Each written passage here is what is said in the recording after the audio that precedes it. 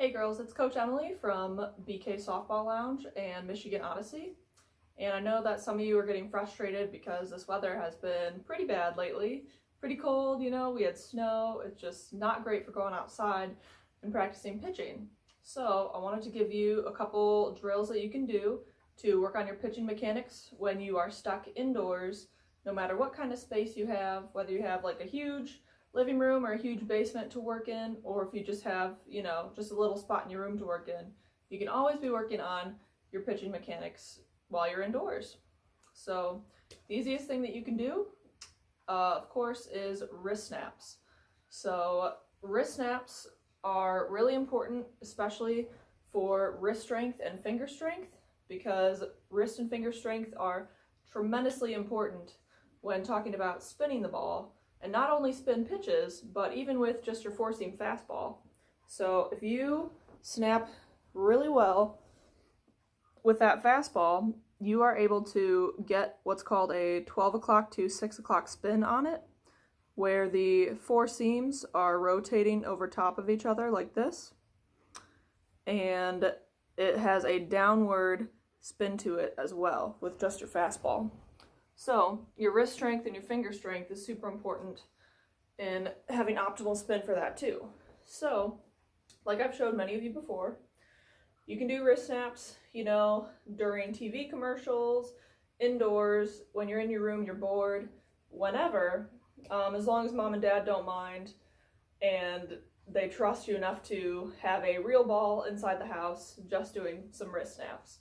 So you can do it from either sitting in a chair or just on one knee like this. You want to take your grip first. So usually the letter C or a backwards letter C is a really good grip. And you want to have your fingers across the top seam. So you can either do your 4 fingers, or if you have bigger hands like me, 3 fingers, you can stretch across that top seam right there. All right, so you want to have your arm on your leg here, palm up. This whole time, you want to be keeping your elbow all the way to where your wrist is hanging off your leg, touching your leg the whole time. If you start popping your elbow off here while you're snapping, you're not going to get the full effect because we're just trying to isolate the wrist here and work on your wrist strength. So if you have a problem with popping your elbow up here, you can use your free hand and put it in the middle of your forearm to kind of glue your arm to your leg. So when you go to snap here, you want to feel the ball roll off your fingertips instead of pop out of your hand. So if it's rolling off your fingertips really well, you should see it go either straight up or even out in front of you a little bit when you go to snap. But the catch is, if you feel it pop out of your hand and you kind of hold onto the ball longer than you should, it's going to come right back towards your face. So if you're a little nervous and you haven't done this drill much before and you're afraid about hitting your face, then feel free to wear your fielder's face mask if you have one, just until you get the hang of feeling it roll off your fingertips instead of it just popping out of your hand here. So when you snap, you want to get your fingers pointing all the way back toward you, and you should be snapping as hard as you can every single time. Because remember, we're trying to build up that strength in your wrist and fingers so that you're able to spin the ball better. So you want to be here, snap as hard as you can. So it should go out in front of you or straight up. I don't really care about how you catch it or if you catch it with the same hand or not. It's all about focusing on your wrist snap here. So you should be seeing how fast it can rotate, how high you can get it to snap, snapping as hard as you can every single time, all right? So you can do some of those every single day. Like I said, during TV commercials, if you're bored in your room, literally whenever, and you're always working on that wrist strength and those mechanics that are super important. So the next thing you can do, especially for those that don't have like a full basement or garage setup when they're stuck indoors, and if your basement has a low ceiling or you just don't have the space and you just have space in your room, then it's really easy to work on your arm mechanics with a towel, doing towel whips.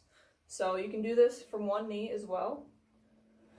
So if you set up For my righties, you know, it's going to be your right hand with your right knee down and your left leg up, as if you're throwing the pitch. And then lefties, it'll be your left hand and your left knee down. So you want to grab the towel here in your hand. You can kind of bunch it up a little bit if you want, if it's like a longer towel, but this is literally just a normal dish towel. So you want to grab the dish towel in your hand here. You can set up back here like this. You want a little bit of bend in your elbow here, just as if you're in your full circle coming around, and you're going to whip it through. So you can be here, lead with your elbow, almost like you're doing a karate chop, and whip the towel. Set up here. You want to go here, whip, and end up nice and relaxed out here. You don't want to have your shoulder tensed up by your ear, or even you don't want your shoulder tensed up when you start either. You want to be nice and relaxed, shoulder down, and kind of let gravity help you, just kind of dropping your arm, and you're adding some of that acceleration toward the bottom of the circle for your snap. So just here, whip it through. Should hear a nice loud noise from whipping it.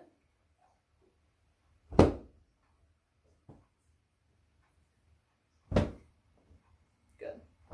So you can even do these with a full circle if you want.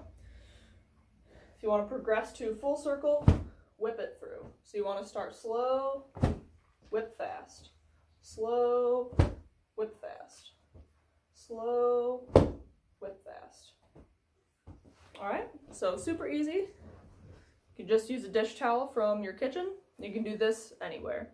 If you want to get a little better feel for having something similar to a ball in your hand, if you don't have the space to like set up a net and throw a real ball, then you can literally just ball up a couple of your socks until they resemble about the size of a softball. So I got a couple pairs of socks here.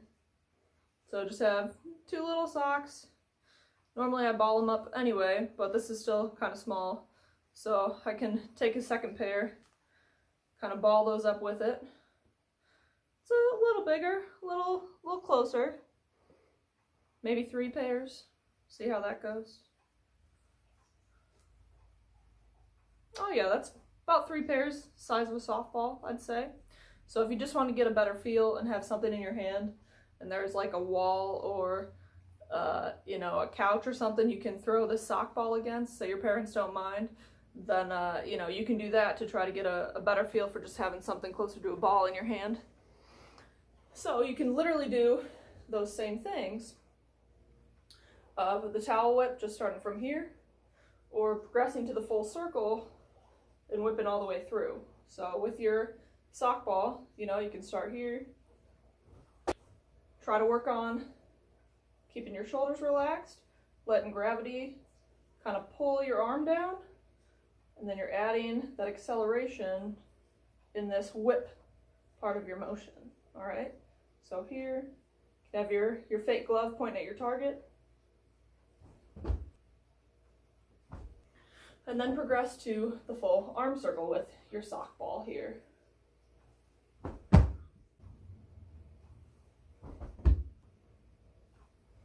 So this is a good time to really work on some of the things you may have been putting off because you were in season or about to be in season, and you were really focusing more on throwing strikes and trying to perform in games. But since we have this time off now, I would definitely take the time to focus on some of the little things that you've been meaning to work on that can really make the difference in being able to hit some pitches, or make the difference in like not feeling any shoulder pain. So, you know, there's no umpires around, you know, there's no official games, you're not playing an official game right now. So take that time and work on those little things that'll make a big difference when the season comes around, and can make the difference in whether you last, you know, a couple innings or whether you last a couple games in the summer, being able to pitch continuously, maybe without feeling some of that shoulder pain that had been bothering you for a while. So there's a really great drill that I'll put the link for in the description of this video, but there was a drill by Phil Schoenberg from Fast Pitch Power, and it was called the G-flop drill. So it helps you relax your shoulders, and alludes to the fact that gravity is there to help your arm kind of pull your elbow down and lead your elbow first circle. So, you know, I've had a couple girls complain about shoulder pain bothering them when they pitch, and a lot of it is when they pull through here, they're pulling their shoulder, or they tense their shoulder up in the first place and then, you know, try to force their arm through it, which can lead to some other bad mechanics as well. But so the G-flop drill, he literally just puts his arms out like this, and if you're tense up here, you gotta relax your shoulders, and you're literally just relaxing and letting gravity pull your arms down, flop. Now, just letting your arms drop like that and letting gravity do its work is actually creating a decent amount of speed for you doing absolutely nothing. So, if you think about how you set up in your K position here, same thing. Set up in your K, just let your arm drop. Your K, just let your arm drop. And that will also pull your elbow first, as opposed to trying to force the ball down the backside of the circle like this.